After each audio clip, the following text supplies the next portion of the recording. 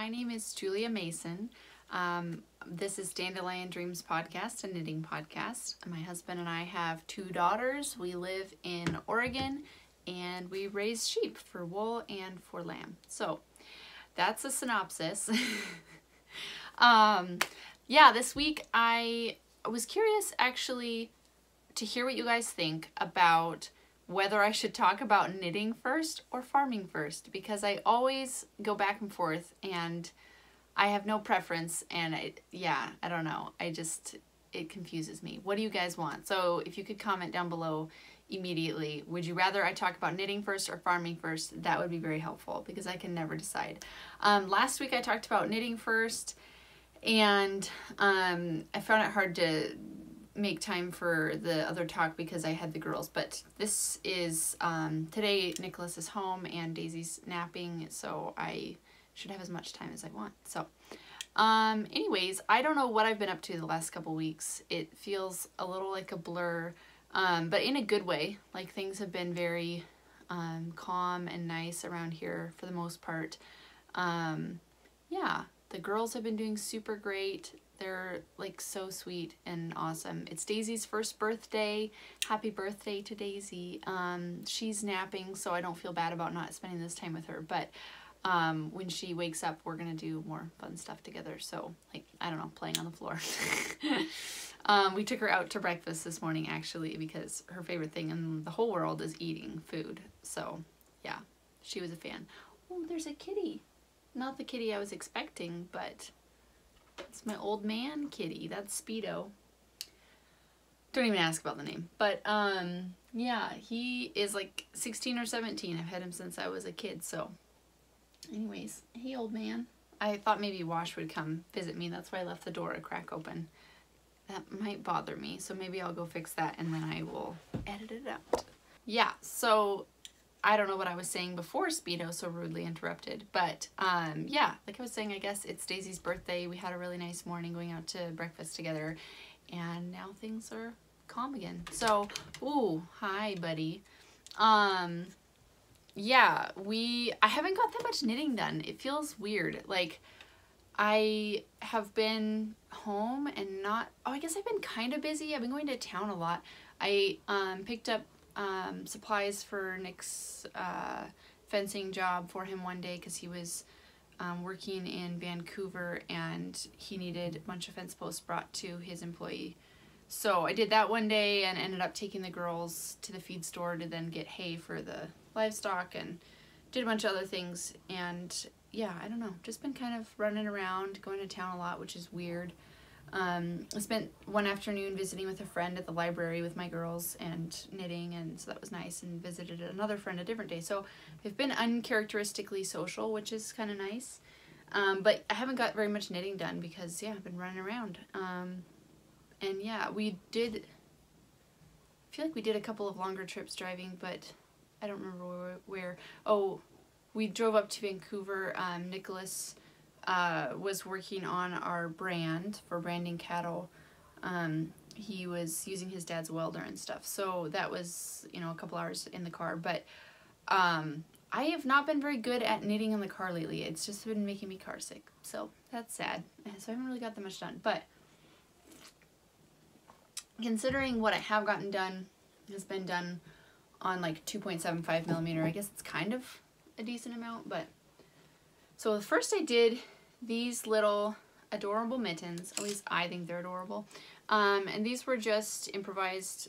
When we went to camp out on our property, it was really cold, as I've mentioned, and the girls really wanted mittens, and well, Felicity did, and I didn't have anything made, and I couldn't knit. My hands were so cold I couldn't knit. So, not that I would have finished these in time anyways, but so this is some yarn that I picked up at Oregon Flock and Fiber this year, and it was on sale, a really good price that people were liquidating their yarns, and it was, I think, Rambouillet, and I'm hoping I'm pronouncing that right. I should pronounce that right because that's one of the breeds in our polypay sheep. But anyways, and merino.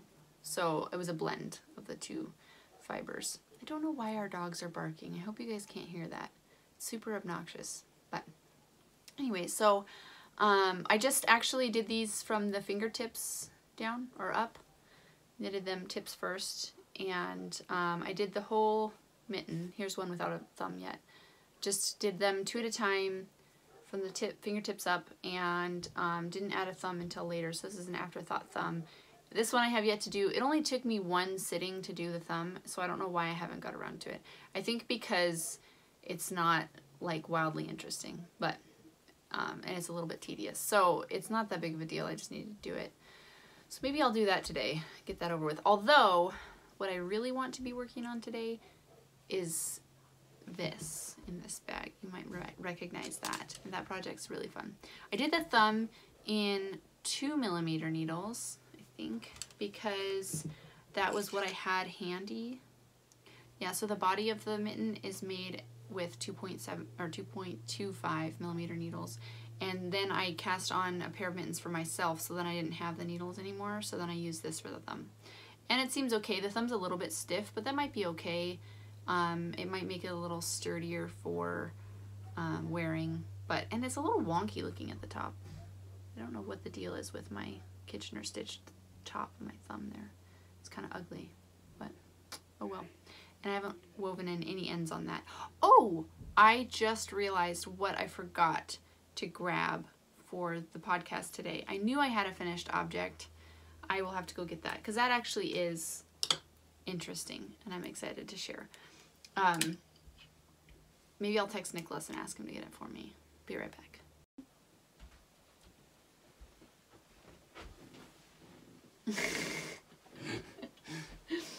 Oh, thank you. Yep. Delivery. Yes, please. Not all the way, but like most of the way. Thanks. Okay. Magic. It's Felicity's baby Ramona. So if you've watched the previous episodes, you know that I was working on this Ramona cardigan, and that is an adult pattern that I just adapted to be tiny. So it was really simple. I just like cast on 30 stitches and then kind of followed the basic formula for the sweater like she does in the pattern, and then did the the raglan down here, joined, and then yeah, you know, just made a little sweater. And I actually really love, I mean, I already really loved my Ramona cardigan, but this one is so cute. A lot of little kid sweaters I feel like are funny looking. A lot of them are great too, but it's easy to make a little kid sweater funny looking. And this one I feel like is like very classy and sleek. So anyways, I did a really dumb thing with my neckband on this one. As you know, if you watched last episode, I thought that I had done something wrong in my math up in the whole top of the sweater, and that I needed to like re-knit it or something, which is ridiculous. Anyways, I don't know what I was thinking, because I even said like last episode, I was like, I could re-knit the whole thing, and but then, I don't know, in hindsight, I was like, what am I thinking? I literally only did the neckband wrong. And then that led to me doing the button bands wrong too. Just a natural consequence. So I did the neckband from the raglan line back. So it was like this teeny tiny neckband, and then the button bands came up way up high. Anyways, it was real dumb. And I can't believe that I didn't catch that, like, after. So even when I tried it on her, I was like, what did I do wrong? And for some reason, this looks hilarious. I have tiny body. Sorry. Okay. Anyways, I couldn't believe that I couldn't recognize what I had done wrong. So this sloped section of the front was supposed to be part of the neckband, and I didn't include it. And so the whole button band just went straight up here, and it looked really, really dumb, and it didn't fit at all. So yeah, I can't believe I didn't catch what I was doing wrong. So then once I ripped it out and looked at my sweater, I was like, oh, of course, the neckband comes down to where I added these little stitches here. So once I figured that out, it was like super easy to fix. It took me like one evening to put in the new neckband and button bands. And then I didn't sew the buttons on with a strong thread or anything. I just used the yarn, which is a no-no. But I don't know, for a kid sweater, I don't know that she's going to be that hard on it. Maybe she is.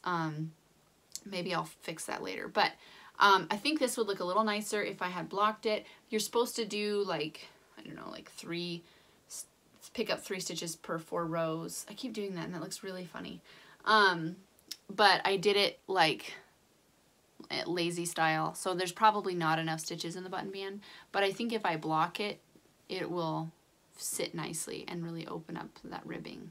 So I think I'll do that, just block it, call it good enough, because I really like it and it's cute and it works. So she actually wore it. Little kids, I mean, I don't know if this is your experience, but it probably is, because I feel like little kids are kind of all the same in some ways, where they're like stubborn and don't want to cooperate. But she doesn't like to wear the things I make her, even though she's all about it the whole time I'm knitting it, and then I finish and she's like, I don't want to wear that. But she wore this and she really liked it. She wore it out riding her pony one night, and yeah, she just was very content to keep it on. So that makes me happy that it's an actual practical knitwear item for my kid that she's actually wearing. However, now that it's done, it's like her arms are already outgrowing it. And I've like I tried it on while I was working on it, and it didn't take me that long to make, maybe a couple weeks, because I was working on other things too.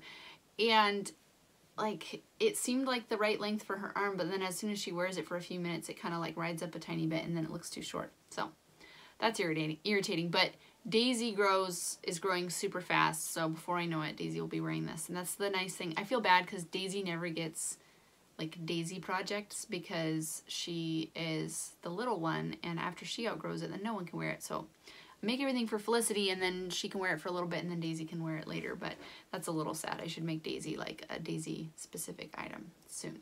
So that's my baby Ramona, and I've been calling it a clone of my big sweater, and it was really, really fun. I'll probably make more of these. I'll probably just continue to make this sweater for the rest of my life, because it's very simple and pretty and classic. So I like it. And it's really easy to adapt to different sizes and kind of do whatever you want with it. So that's great. Okay, next item on my list. I guess I'll show you the adult size mittens because they're not terribly interesting. And then I'll talk about the project that I actually care about. And then maybe I'll talk a little bit about just life and farming at the end. So next I have my mommy mittens that are going to match these Felicity size mittens. And after I finish these, I'm going to make Daisy some. And hers are just going to be like pouches without thumbs, because she'll just pull her fingers out of them anyways because she's a kid. So yeah, these are, I'm halfway, like I'm between mittens, so they're kind of in an awkward position to show you. But yeah, there they are. Real exciting. They look like really pointy toes of socks, but yeah, they're gonna look like that kind of. I'm just gonna, yeah, knit down to the heel of my hand and then do a 2x2 rib cuff. I'm gonna make that a little bit long so that I can make sure it's like well under my sleeves and keeps me really warm, because my plan for these is to wear them when we go camp at the property this winter, which we hope to do more of, and it's real cold. So anyway, that's the plan for those. They're just to keep me warm, and I didn't do anything fancy with them. I kind of wanted to do something color work, but I don't know. I just didn't feel super inspired. I even looked at a bunch of different projects and just felt like overwhelmed by options, and didn't really like I had some colored yarn, like mini skeins still from the Knitted Wit that I really like, and I kind of wanted to make mittens out of those, but I just kept running into like, do I want, I don't know, like what pattern to do, and then am I going to run out of this yarn before I get finished and stuff like that. So I just kept getting irritated and discouraged and starting over, because I'm like, oh, yeah. Anyways, I kept second guessing myself and starting over. So then I just was like, I'm going to do something plain and very sheepy and warm. This is very warm yarn. It's probably warmer than the Knitted Wit stuff, because that stuff's like a very refined, smooth sock yarn. Not sock yarn. Fingering weight yarn, but I think I have something like it here. No, that's different. Anyways, yeah, it's not real fuzzy or sheepy or warm, but I mean, it's wool, so it's warm, but whatever. I'm happy with my choice.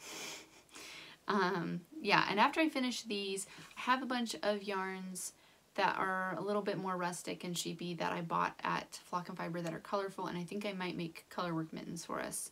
Because I figure you can never have too many mittens in case a pair gets wet or whatever. It's good to have extras. So that is that. I just kind of want to knock them out. They're just not real super interesting. They're fun and they're enjoyable to knit on, but they're not that interesting to talk about. I feel compelled to knit more interesting things because like I like sharing my knitting on the podcast and on Instagram, but I feel like if I knit really practical, boring things that it's not as fun to post about, so then I don't post forever, and then like my account just goes dead for a long time, which is kind of no fun. So it's weird that I think that's a good and a bad thing, because in some ways I feel like social media is influencing my knitting, and that's weird. But then in a lot of ways it just is inspiring and continuing to keep me motivated, because I just look at all of the really beautiful projects that people do. I get a ton of my ideas and things that I want to do from Instagram. So and then like I like to share it and talk about it, so it keeps me motivated, and it really keeps me motivated to like go back and finish projects and be like, oh, you know, I really should just finish that project and get it off the needles, and you know, then I can share it and show how it turned out for anybody who's curious or whatever. So yeah, I don't know where I tangent land, but finally I think I'm just stalling because that's what I've been doing. This whole project is stalling because it's my favorite and I don't want to finish it, and I have 3 rows, 2 plain purling rows, 1 patterned row, and a bind off to do. Oh, it's gonna be sad because I really, really like this project a lot. This is my Estonian shawlette, because it's pretty small. It is used, I mean, so this bag is by Bumpy Crafts. I really love this bag. It is just really super adorable. It's kind of blown out because of the light, but like the pattern is adorable. It has really nice details, like embroidery, like, you know, machine embroidering, but still really cute. I just really like everything about it. It's very high quality. It's a great bag. But anyways, so I won this bag and this yarn in an Instagram giveaway like not long after I started doing knitting Instagram. So that was pretty rad. But this yarn is by Terry Dow, and she is on Instagram as The Ungrateful Wench. And I really have loved working with this yarn. She's a smaller indie dyer, and this is just beautiful. I love the variation in color, tone. It's kind of my favorite thing. Like my favorite style of yarn is this. So like kind of all, well, I mean, I like lots of colors too, but the most versatile yarn, I feel like that is most wearable, kind of like this, is where it's like all one color but tonal. So really like this yarn. And finally, I'll show you my project. We'll get around to it, I swear. Oh, I should have added the extra cable in so that I could actually show it to you. That was not well thought out.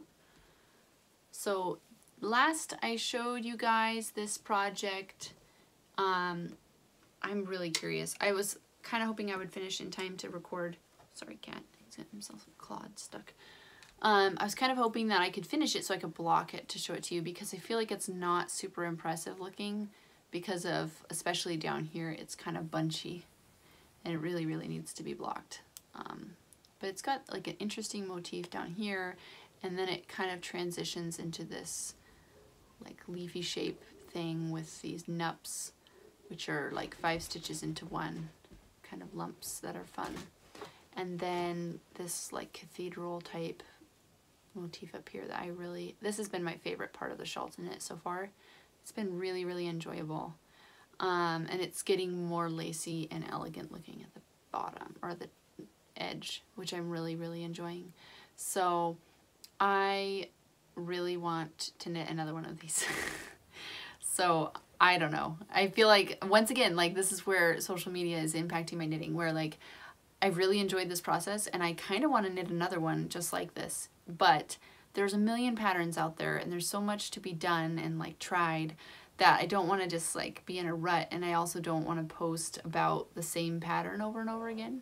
But I don't know. sometimes you just got to do what you want, which is probably what I will do in this instance, because it was a really enjoyable knit, and I have been like not wanting to finish it forever, because I started this project months ago, and I've knitted like 3 sweaters and several shawls and a lot of little projects in the meantime.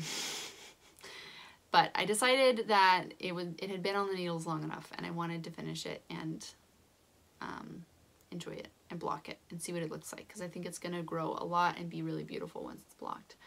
So that is that. Get out of here, dog. Go away. My mom's dog is in here. He's lonely because she is out of town, and she will be back this week, so that'll be fun. But anyways, I'm just showing you over and over again. I don't know what else to say about it. I don't know. I feel like maybe the earlier pattern repeats were either they weren't as easy to memorize, or I've gotten better at memorizing things, because there's like a 12 stitch repeat in between each of these stitch markers. It's the same pretty much until you get to the middle and the end. So that's super easy. It's fun because every row is different from the last, but within the row there's just a 12 stitch repeat. So if you can memorize that, you can cruise right along, which for the whole majority of the project I didn't do that, but maybe it's because at the beginning of the project, this is one of the more advanced projects I had ever done, and then I knitted a whole bunch over the summer and spring, and now it's the fall and I'm getting back into it, and all of a sudden I'm like, oh, this is really fun. Like, it's a super engaging project, you know, because of the change every row, but then also it's not so confusing that you can't just memorize the 12 stitch repeat for the row and go to town. So it's super fun. And I've had to do a lot of like diagnostics, like if I miss a yarn over one row and then 1 or 2 rows later I finally realize what I've done and have to go back and add it back in, not go back like rip back, but just like open it up and go back and add the yarn over and stuff like that. That's been really fun. So I guess I'm weird because I kind of like doing that. But that is all for my knitting, I guess, for this week. Yeah, for my knitting. I do want, so I think I've mentioned that I'm going to cast on the Celtic Myths shawl for my mom for Christmas. So I think that's something that I'm going to be doing soon. I also have the Pine Forest baby blanket on the needles that's been on the needles for a while, and it's a fairly engaging knit. It's just so repetitive that I'm kind of bored of it. So I want to, there's just too many other fun things to knit. So I kind of think that maybe I should be a little monogamous with it this coming week or something and get some of it done, because it's just never going to get accomplished if I don't do that. And I have a bunch of Christmas knitting and stuff that I want to get done, so I need to get some things off the needles so that I have more needles and mental space. You're so cute. This kitty is so old. He's like a fragile. He's making a weird face. Okay. Okay. So then I guess I was just going to show you this yarn that you've already seen. I got it at the Fiber Festival, and I am kind of debating what to do with it. Although I was saying how I wanted to make a second Estonian shawlette, and I think I'm going to use this gorgeous yarn for that. I don't think it's too fuzzy. I think it will show, you know, the stitch pattern well enough. And this is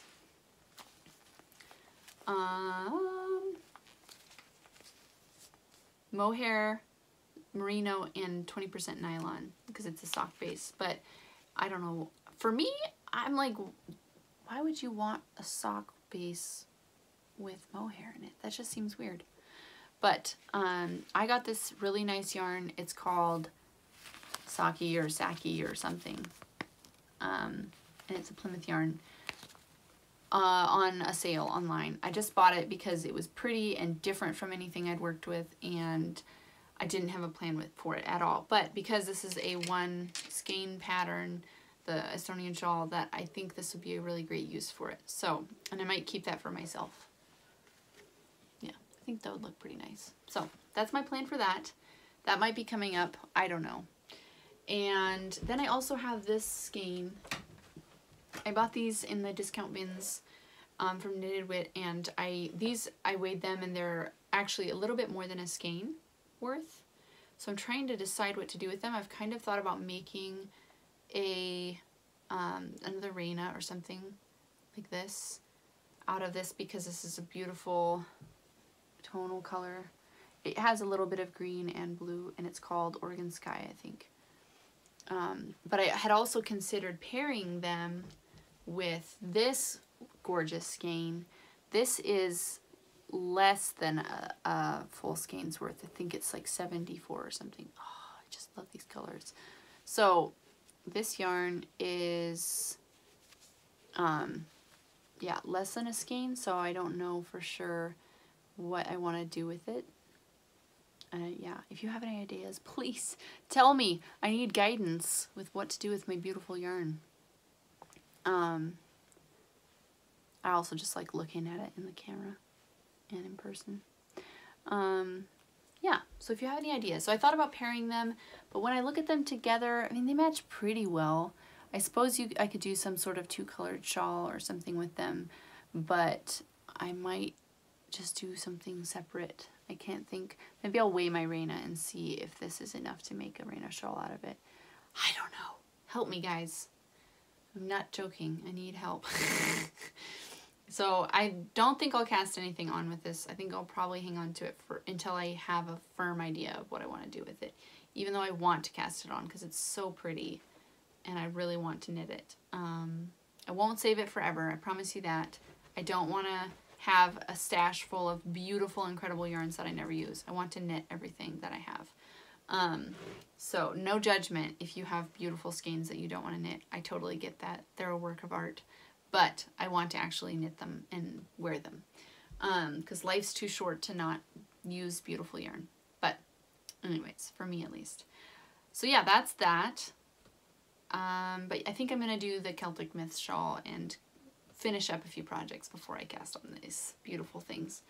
So I think that's all for my yarn talk so far, aside from saying that I am still waiting to hear back from the mill about my yarns. I'm assuming they get quite an influx of yarn this time of year, and particularly after the knitting festival, or excuse me, the fiber festival. Man, that word's hard for me. So I'm not anticipating them being super quick to get it back to me. But I'm really looking forward to that. I think I'm hoping to do a sweater for myself out of my own yarn. So I don't know how much there'll be left for you guys, but I think enough. There should be enough for me to do like one shop update for this year maybe. I don't know. I don't know how many skeins I'm going to get, so we'll see. For this go round, I'm going to have, I think I took 1 or 2 garbage sacks of, and they weren't stuffed or anything, so they weren't super heavy, of white polypay yarn, or wool, excuse me, and 1 bag of black wool, which was a cross of a black Welsh mountain ram over polypay ewes, and that was the lamb's wool.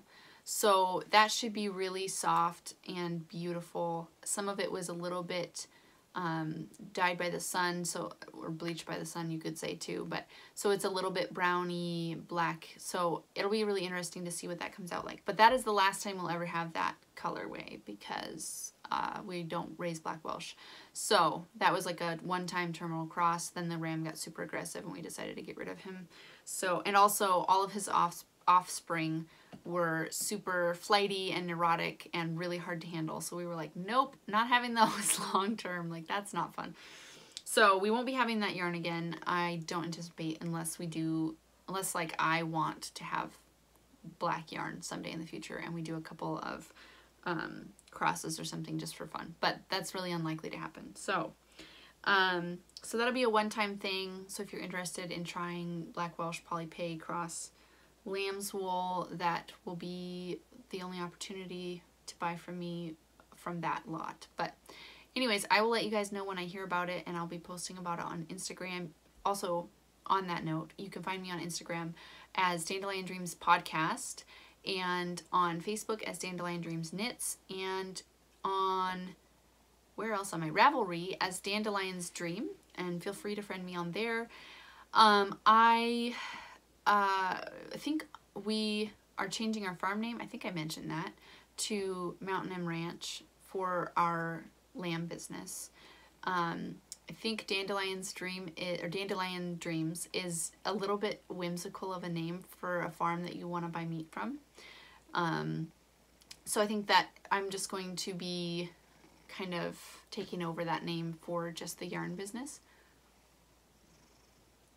And then, yeah, the meat side of it is going to be Mountain M Ranch, and that's where we're also going to be posting on our YouTube channel for Off-Grid Homesteader is going to be Mountain M Ranch, and more of like the off-grid stuff and the farm stuff, and yeah, everything about that. We actually tried recording a video, our first video for that channel. It was pretty funny. So Nicholas and I want to do it together, and we didn't have anyone, like any grandparents around for the weekend to watch the girls at all so that we could record. And so we decided, well, we'll just do it after they go to bed, and we might just record like with them with us. We'll, you know, out in a field or something where they can play safely and we can kind of watch them. But I don't know. Anyways, we put them to bed and went outside and set up the camera to record in our round pen, because Nicholas installed some lights in our round pen so that we can work our dogs on the sheep and work our horses after dark now, because yeah, this time of year and then this winter it's going to be getting dark super early, like 4 p.m. So yeah, it's not going to be easy to get any work done with the horses or the dogs. So anyways, he installed these lights, so we tested them out by recording this episode, and it was like, I felt bad because he thought it was okay, but I just felt like this is so rambling. Like, it's kind of weird because it's like dark with like lights, and then we just were so unorganized and like just talking ourselves in circles. So it was a lot like my podcast here. But as like an introductory episode, I felt like it was very unorganized and confusing. So I don't know. I was like, I spent a bunch of time editing it, and then finally I was like, I don't know, babe, I think we should try again. And also I think having the first video in the dark is kind of weird. I would rather have it like daylight and pretty. So we're gonna try again. So yeah, don't go looking for that video anytime soon. Hopefully we'll be able to record before too long. Like I said, my mom is coming back into town this week, so maybe sometimes she can watch the girls for, you know, a half hour or whatever so we can record. But yeah, so that's just a little, I don't know, housekeeping for the podcast. But in the middle, just, you know, for variety, I guess. So I guess the only other thing to talk about is like farm stuff. Last week I forgot to mention, or last episode, I forgot to mention the only farm related incident was Sparrow, my mare, cut her heel bulb, which is just, you know, right behind her hoof. But anyways, really bad again. She had done this last winter, and it's like she overreaches with her hind hoof and clips the front foot, and like just peeled off this big chunk of flesh. And so she did that last year, and I didn't see it right away because she had done it in the winter time, and we weren't really handling her. I was not pregnant. I had a little Daisy. So I wasn't really doing much with the horses, and we were just feeding them. So I didn't notice it right away, and then I treated it a little bit with some Shriner spray, but that big chunk of flesh kind of just sat there, and it healed, but it kind of had like a scar, and it was protruded a little bit. And so it didn't heal super great. And then recently she re-injured it. So she did the exact same thing again, stepped forward and peeled it off again. Even though it had been totally closed, it was just bumpy. So this time around, I opted to have the vet come out and cut it off. We have, you know, scalpels and stuff. And with sheep, we'll do a lot of that stuff ourselves. But with horses, it's like, without drugs to sedate her and, you know, some lidocaine to numb that area, it would be really unsafe to just like chop off part of her foot. Yeah, that'd be bad. So I had the vet out. She really wanted to try, and she like skinned that chunk of flesh so that she could lay the skin back over it and stitch it, even though I was like, I really would rather you just cut it off because I think it will heal flatter and be less likely to be re-injured. So ultimately she was like, okay, you know, if you really don't want me to stitch it, we can cut it off. So she trimmed it off, and this was when it was really rainy, so about the time that we went camping. And when I got back from our trip to the east side, the bandage she had worn right through it, because she also is like right hooved. So she's always pawing with that foot, and she like just wears through the bandage in like a day. So she kept wearing through the bandages and getting dirt from above and from the bottom of the bandage where she'd make holes in it, and it just kept getting dirty. And like, even though I was treating it with the medication and stuff, she started developing proud flesh, which is like, I don't fully understand proud flesh. I'm familiar with it, but I don't really know what causes it. It's like a super aggressive regrowth of tissue, but it's like, it's the inner tissue growing out, and it doesn't allow the skin to close and to heal. So it can be really problematic, and it can result in these really ugly scars that don't really ever quite heal up properly. So trying to wrap it and treat it was becoming not helpful. I feel like it was just allowing the proud flesh to grow because I wasn't able to treat it as often. And the vet had given me steroids to put on the proud flesh, but you have to put it on the proud flesh but not on the edges so that it doesn't retard the growth of the skin. And I just felt like this is a backwards way of treating it. So I have this spray called Shriner's spray, and it's herbal, and it has I mean, you can buy it commercially. It's like, the base is alcohol, and then it's got comfrey and I think plantain and golden seal and myrrh and a bunch of other things in it. And that stuff is really awesome. I've used it to treat hoof rot in a cow, and that cleared it right up. And a bunch of other times I've used it on injuries and just like really helped heal things quickly. So it's supposed to like stop proud flesh, but also kind of remove proud flesh once, like in mid-healing process, and it has been working super good. So since I stopped wrapping it, I've been able to treat it daily instead of every other day. And so I just go out and catch her and spray it down and let her go, and that's the whole routine. And it's like that lump is like kind of melting. It's a little disturbing, but it's going back to flat, and it's starting to heal really, really well. So pretty happy with that. And I actually got on her yesterday because I mean, she's running around like an idiot anyway, so I figured it doesn't hurt to have me sit on her back while she runs around like an idiot. But I didn't let her run around anyway. We just walked around and worked on steering. And Felicity rode her pony and led her pony and groomed her pony for like 2.5 hours or more yesterday. It was crazy. I was like, she is such a lucky kid. I try to tell her that. I'm like, you know, you're really lucky. Most little kids don't have their own pony that they can just ride all the time. But she's getting so good. I'm so proud of her. She is starting to ride a little bit independently in the round pen, and learning to steer a little bit. She gets tired of it really quickly because she would prefer to hold the horn and have somebody else do all the work. And she's done a little bit of just a few steps of trotting here and there. Well, you know, I'll do like a fast walk with her, and then I'll see if I can get Puck to trot a couple of steps because she doesn't like trotting.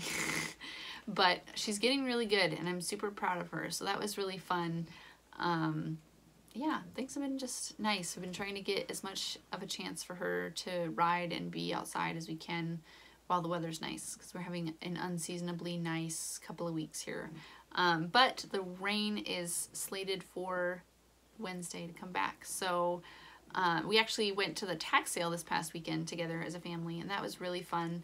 Nicholas got a saddle that fits his horse, and we got blankets for our horses, which we'd never planned on buying blankets for them because they're Mustangs and they grow really nice winter coats. But the pasture that they're in has like no shelter in the summer or in the winter because there's deciduous trees in there.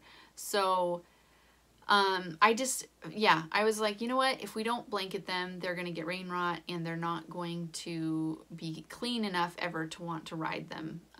So if we keep them blanketed when it's wet out, then we'll actually maybe get a chance to ride and do stuff with them this winter, and they won't have to get restarted next spring. So we got a blanket for each of them, including the pony. I got a good deal on that. Found some awesome boots for free, and yeah, just a bunch of good finds. And our sheep got out of the lease property, so we had to leave like suddenly, and had to go put them back in, which was lame, but all was well. So other than that, yeah, things have been going good. As far as the homestead goes, it's a little hilarious. So like I've said, I mean, I have friends text or whatever and say, hey, I watched your episode, you know, from a while back and was wondering if you're still getting a year or what your plan is. And I'm like, dude, our plan changes like every 5 minutes. This is not boding well for us. But I kind of all along have thought that it would be probably a good idea to do a fifth wheel, because a fifth wheel is just a travel trailer, by the way. Or even a bumper pull trailer, just a camper trailer that is bigger, because it's almost no work to just get it and go. You don't have to build anything. It's very cheap. It's cheaper than or the same price as building a small structure, and it's temporary. And most importantly, I think, is it will not cause any problems with the county. So we were talking about building a tiny cabin, and if we built it 20 by 10, that would be a structure that you can legally build without getting a permit. But so it's supposed to be a non-dwelling, and we weren't planning on living in it full time, but if we had put like a wood stove in it and some beds, then I don't know, it just draws suspicion, even if we weren't living in it full time. And then if we did end up living in it full time while we built, I just wouldn't want to create any reason for the county to have a problem with us. Even though I think that they're fairly inactive over there, and they really just are more on a complaint based system, where like you have to be really doing something wrong and your neighbors have to hate it for you to really get in trouble. I just don't want to create any reason to get involved with the county. I want there to be, less involvement with them and for them to be cool with it. So if we did put a fifth wheel out there, we wouldn't be living in it. We would just be camping in it initially, and then once we had all our inspections and permits and everything ready to go for the house, then we might stay in the fifth wheel while we build. And there's ways to do that legally. So I think that would make me feel better. And Nicholas and I talked about it this weekend, and I think we're both on the same page now. I think that is going to be our least amount of work, and probably the best.